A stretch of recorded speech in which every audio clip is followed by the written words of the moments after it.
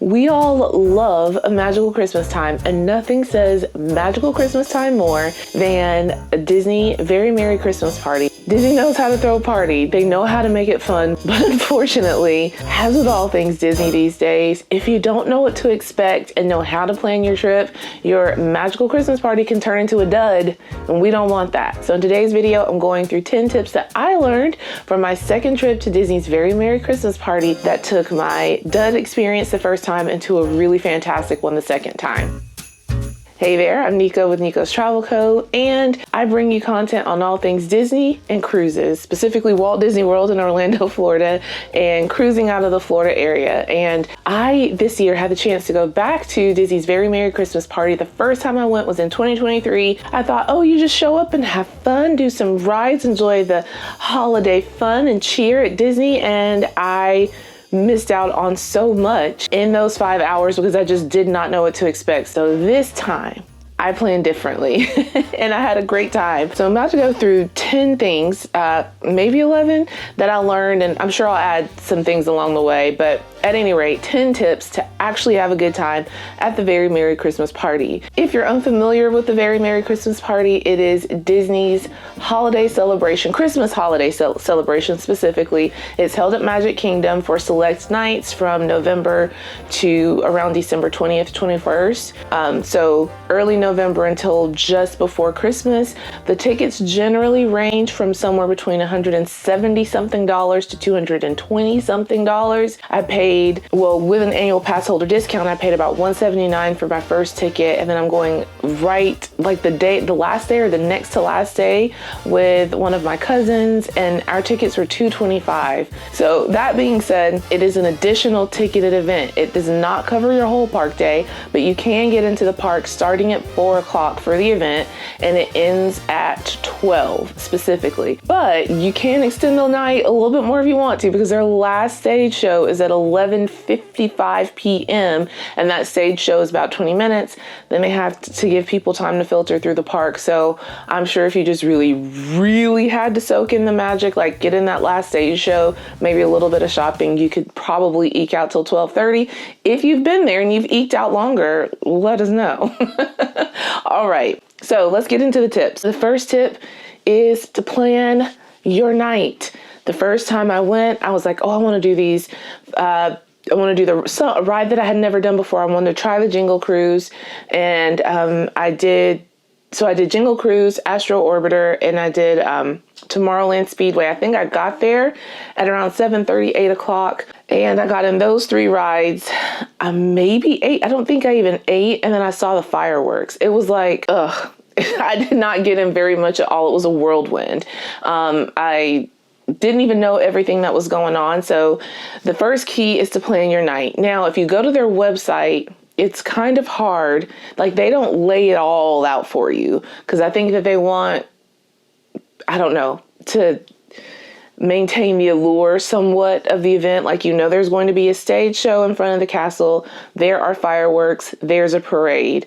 There are photo ops. There are some rides that have overlays, but they do have a map that has every single thing, every character meet and greet, all of the quick service spots that have specialty holiday foods. They have all the stage shows, all the parades, all the things in a map. But before you go, I say you still should have an idea of what you want to do to make the most of your night. This time I knew shows are important to me. I missed the parade. I missed all the shows except for the fireworks. Oh, this is why I missed it the first time. I booked a fireworks view package. I didn't miss everything, but I booked a fireworks dessert party for the event, and we're going to talk later about why that is a bad idea. All right, but at any rate, you want to plan your night. So I knew that I wanted to do shows this time, and I thought, I would make the parade the last thing I was going to do, but I did pick up a park map when I got there for the event, an event map, so I could plot out the plan, like specifically when I got there.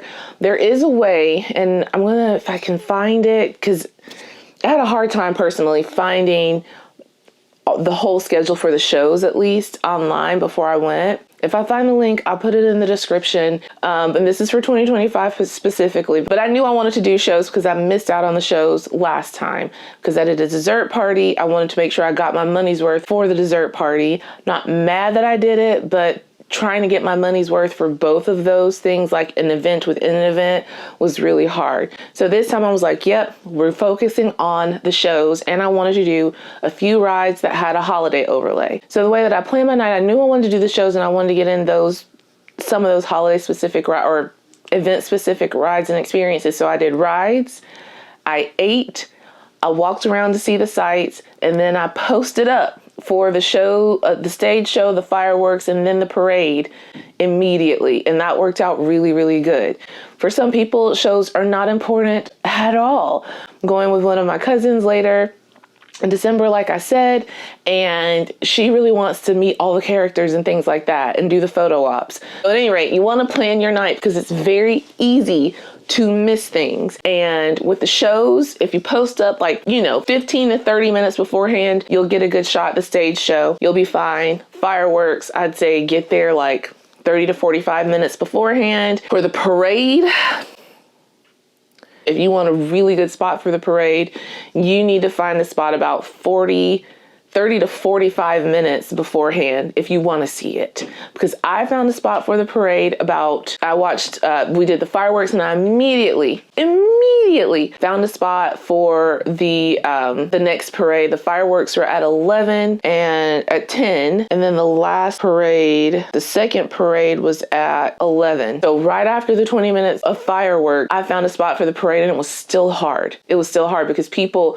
watch the fireworks from a good parade spot. So at any rate, plan it out around what you want to do. I would also recommend some of the things that are at the front of the park, do those later in the evening, because when people come in, they stop and they get the photo ops that are right at the front, because that's the first thing that they see, and that part's really crowded. Let people filter in and then go back to the front of the park and do the things that you want to do. They do have entertainment all throughout, so look at the event map and see what's going on. You can meet Santa at the North Pole if you want to do that. They had really fun elf interactive show that was also going on in Storybook Circus. They had the tinsel party that was in Tomorrowland. I love, this is me, they play some really good 90s, 2000s. They play the music of my generation. During those parties, a lot of times, they had it going on in October through the summer. They have DJ back there in Tomorrowland in the evenings. And it's just so fun to go back there and dance, but they were so hype. And they also had a Nick Jr. dance party with the DJs are super interactive and getting people engaged, all that kind of stuff going on in Starlight Cafe. So there's a lot of fun to be had.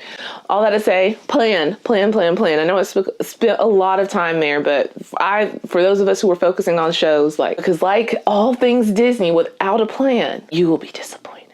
That is tip number 1. Plan your night. Here's my notes. At minimum, know your main focus. You may think 5 hours is a lot, but the time goes quickly. All right. Tip number 2, plan for a cooler evening, especially this year in 2025. Check the weather. It will be in that balmy upper 70s.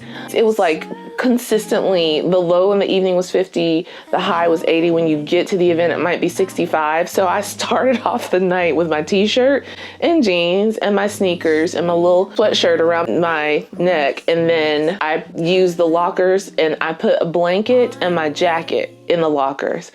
I started off the evening incredibly comfortably, put on my sweatshirt maybe a couple hours in, and by the end of the night, I had my jean jacket around my shoulders and I sat waiting for those fireworks with my fleece blanket around my legs, and I was so comfortable. But there were lots of cold people. Even at the carts where they sell the bubble wands, they were selling blankets. Okay, because the evening can get cold. This time was colder than what I experienced in 2023. In 2023, I just had a little flannel button up over my t-shirt and I was fine. But this year, when I saw the lows, Orlando will get you. But it is balmy in the daytime without being like warmer in the daytime without that sticky humid heat that you get in Orlando during the summer, which is really nice. But it was very, very cool in the evening. Plan for a cooler evening. Just be aware they do have lockers. I got to the park at like 4:30. The lockers were gone at 4:30 almost. They had very few left. They only had the smallest ones. They do have something called a virtual locker where you can go to the same desk where you rent not strollers, where you rent ECVs, or I guess the stroller rental too. I've never had to rent a stroller there. That same desk, you pay the $10 and then they give you a park bag, a shopping bag. You put your stuff in it, and then when you go, you give your ticket to someone to pick it up. It's like where they store the ECVs. Someone there will go grab your bag if you miss getting a locker. So I recommend doing it, bringing some more if you don't want to have, because I don't want like a big backpack or carry that stuff on me the whole night. So you can get a locker, bring a blanket, whatever, but just prepare for a cool evening. All right. That's actually tip number 3. Get to the park early if you want a locker. And the reason why I'm including it as a tip, people, is because I didn't know. I was like, so many people will be leaving. So, and maybe by the time, because I got there at 4:30, maybe by the time people filtered out of the park at 6, more lockers would have become available, but it was crunch time because people were still getting their last bit of their normal park day in, and other folks were like coming in for the party as early as 4, because you can't get into the park at 4. So you can like make your park day 4 to 12 and do the things that everyone else was doing from like, 8 or 9 to 6. If you want to be able to store your things, get to the park early and get a locker.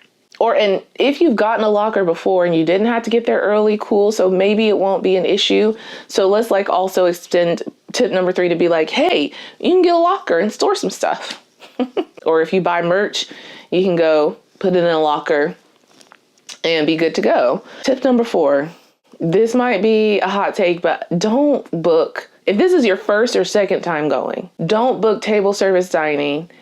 Don't book table service dining because you can miss so much. The evening goes quicker than you think because they have so much to do, right? Like there's so much to experience. It was a fully booked night and I was still able to enjoy a lot of things. I would also say like go ahead and get there right when the event starts. If you even like 5-6 o'clock ish, like if you want to ride some rides that don't have an overlay, get there at 4. All right. Even with my planned out night between 4:30 and 12 o'clock, I was able to eat real quick. I got in 4 attractions and 3 shows and like a little bit of dancing, but I want to get in more dancing. I only got the treats one time and I was moving the entire time. There's a nice, super sweet family that I met at my hotel.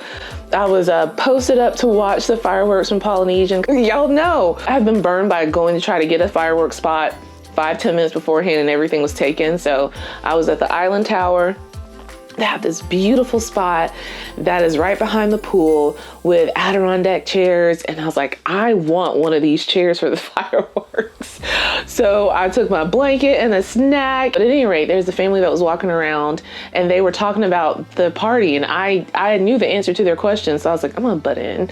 It's like, hey, answered it. And she was like, oh, thank you so much. And so, oh no. They weren't asking anything about the party. They had DVC, Vacation Club questions. I'm not an owner, but I rent the points, so I've studied the system, so I know what I'm into. All that to say, then she asked a question about a Christmas party, and she said, okay, we booked this table service dining. Should we do it? And she was already on the fence. I was like, no, because there's so much that you can miss.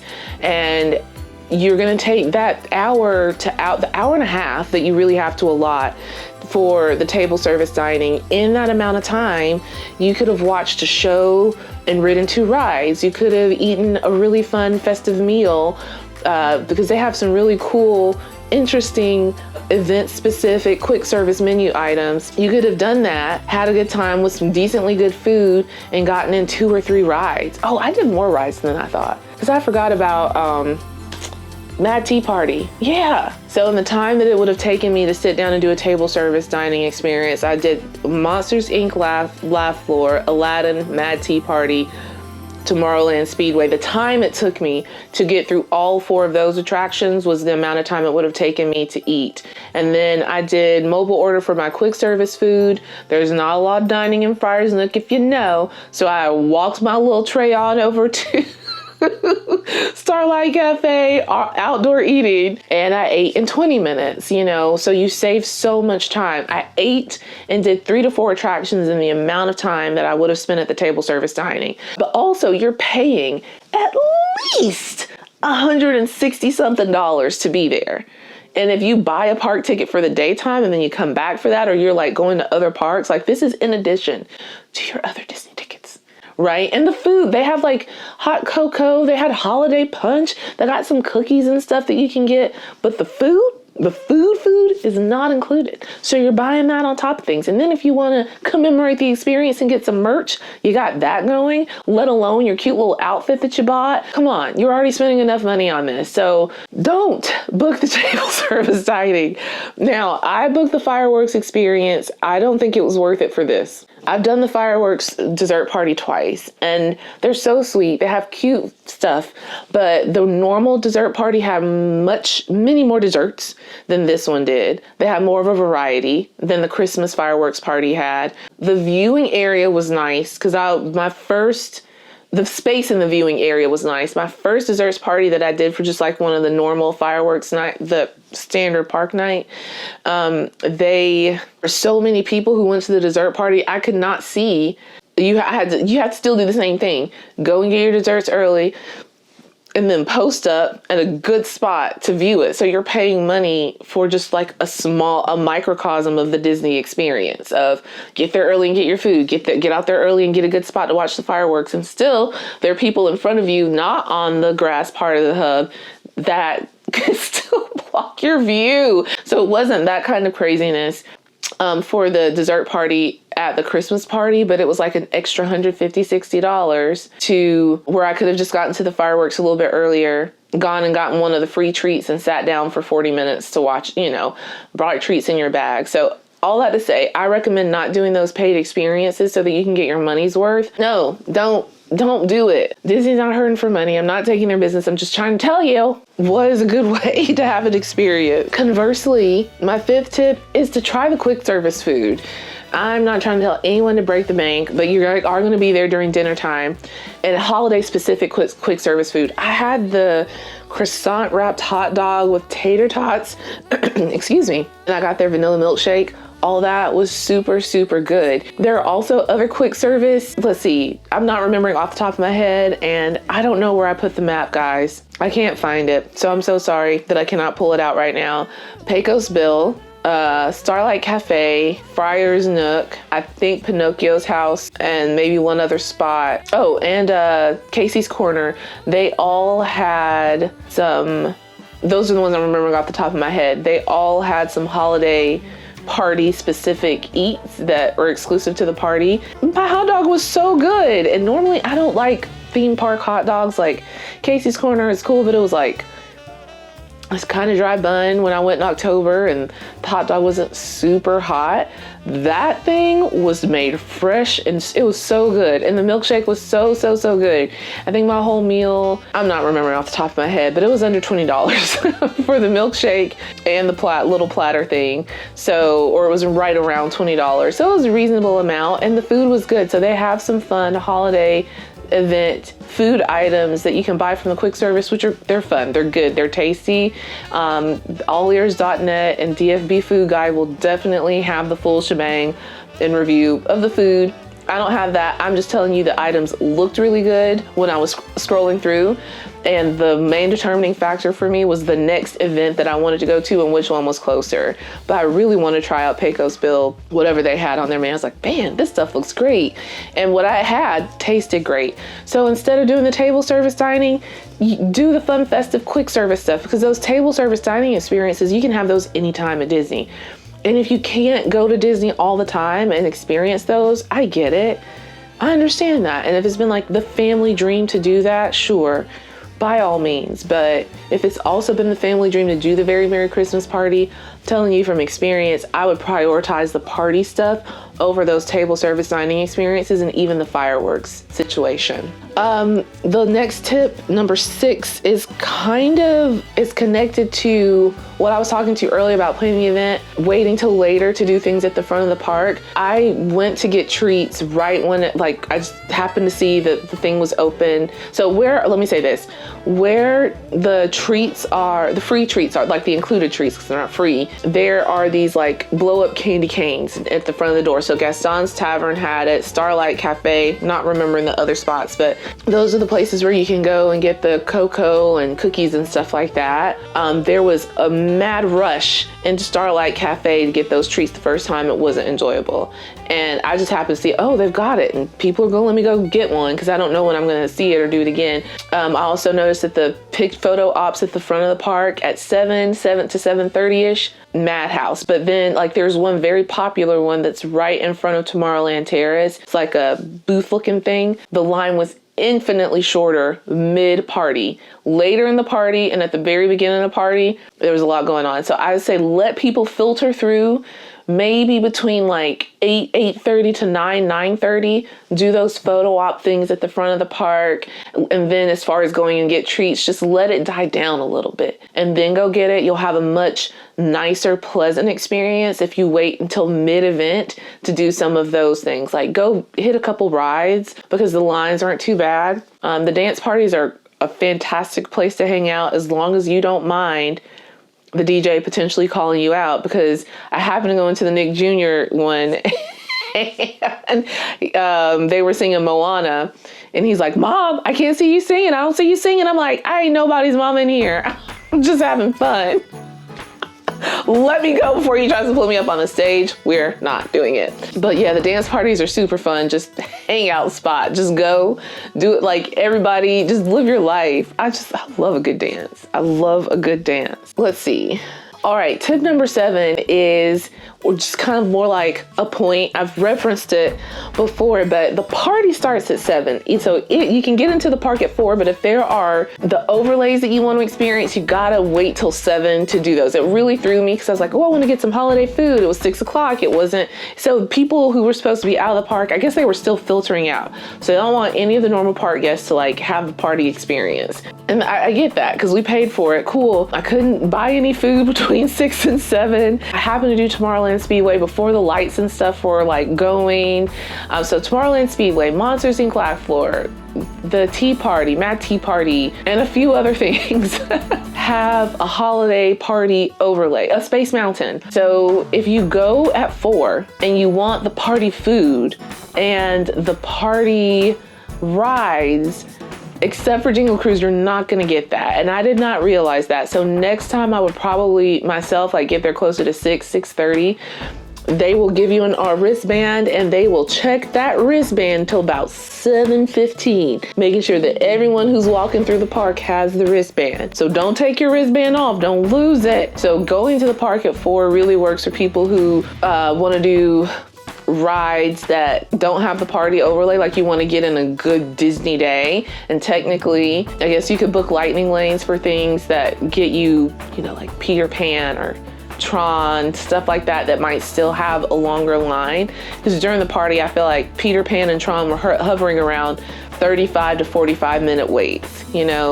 Tomorrowland Speedway consistently at about 15 minutes. Monsters Inc. Laugh Floor, I went to the very first showing of that, like right at 7 something. That was a good one. Monsters Inc. Laugh Floor, Christmastime was hilarious. I did Jingle Cruise first to get that out the way because that was gonna be going on the whole time. Just know that you gotta if you're going to go before 7, have a plan. If not, you don't care about doing the non-holiday stuff, I would say get there around 6. All right, next, for my people who are going for the shows, get there 15 or 20 minutes early for the castle show. And I think for the Frozen surprise that would also be fine. And hot tip, people, you think like, oh, there are all those people at the front of the castle, there's no space up there. Every time, the fireworks, the castle show, the Frozen surprise, there was always space around me. Now, for a family of 12, maybe not, but for 2, 3 people, 4 people to come up and like, there was always space right in front of the castle for those stage shows and things. Don't be afraid to come up and check the vibe. check the spacing up there. People will shift, they'll move, they'll be okay. But I went for the stage show that was right before the fireworks. So I wanted to see the fireworks up close. I just sat right in front of the rope and I stayed there for the fireworks. And I had moving room. I could have been dancing with them almost, not like full out dancing, but I could have been grooving, wouldn't hit nobody. So especially for the stage show, because it happens so often, like keep that in mind. If there's not something immediately happen right after, which typically will be like stage show parade, stage show Frozen, stage show fireworks, stage show parade, stage show to end the night. So it kind of was something going on between all the other stuff that people could watch and enjoy at the front of the park, but there was space. But I would say again, if it's important to you, find your spot 15, 20 minutes beforehand. If you can't find a spot further back, go further forward. There's more space up there than you think, because we think, oh, so many people here, not going to be space at the front. There was.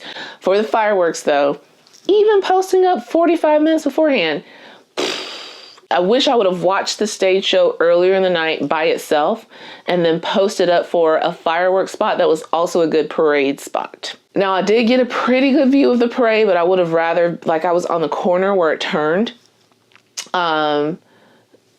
Whatever. And also the fireworks close up, bonus tip, no. Don't watch the fireworks from right in front of the castle. Now, if you want to see, on a normal Disney night, normal park night, non-party night, you want to see the castle projections and that's more important to you than seeing the fireworks, by all means, get right up in there. But if you want to see the fireworks and get the full experience, you need to pull back and be around the hub on the rim, because I cannot see the fireworks well at all being right in front of the castle. No one ever told me that. So I tried it thinking it's gonna be great. I was like, I cannot see the fireworks. And these projections are nice, but these are not happily ever after projections. At any rate, that's a bonus tip. Don't be right up in the castle's face for the fireworks if you want to see the fireworks more than you want to see the pretty projections. And my last note is this tip. The parade is really long. It's a long parade to me. It felt longer than any other of the Disney parades that I've seen. So just be ready for that. It's a long parade. And if you're going to watch it in the evening, I did hightail it to the front to get my jacket and my blanket before I went to post up for the stage show right before the stage show fireworks parade. I'm so glad that I did that. So be ready. Be ready. All right, friends, those are my tips for enjoying the Christmas party. Plan your evening. Don't do the table service stuff that's going to be a time suck. Just go plan your evening, have a lot of fun, eat the good food, enjoy the vibes, and just know what you want to do and focus in. Hone in. And you're going to have a great time. I enjoyed it. It was definitely worth the money. It's a fun thing to do every few years. I feel like I might go again next year so I can try out what it would look like to have a super chill night, do the table service dining, eat, get that feel, see what that's like and how you can actually have a good time if you do it. I don't know. But that's it. I hope that these tips have been helpful for you. If you have any questions, let me know. Also post and let us know if you've been to the Christmas party, what are your best tips for enjoying the Christmas party, okay? And as always, it's a pleasure bringing these videos to you guys. I love it. It's so much fun. And I like to have experiences. I like to experience things with people. And if I can't, it's fun for me to bring you along and share how I had a great time, what I learned, so you can have an even better time than I did. So remember, a life well lived is a life well traveled. So travel well, my dear, however that looks for you. And we'll catch up in the next video. Bye. Rain or shine, now's the time.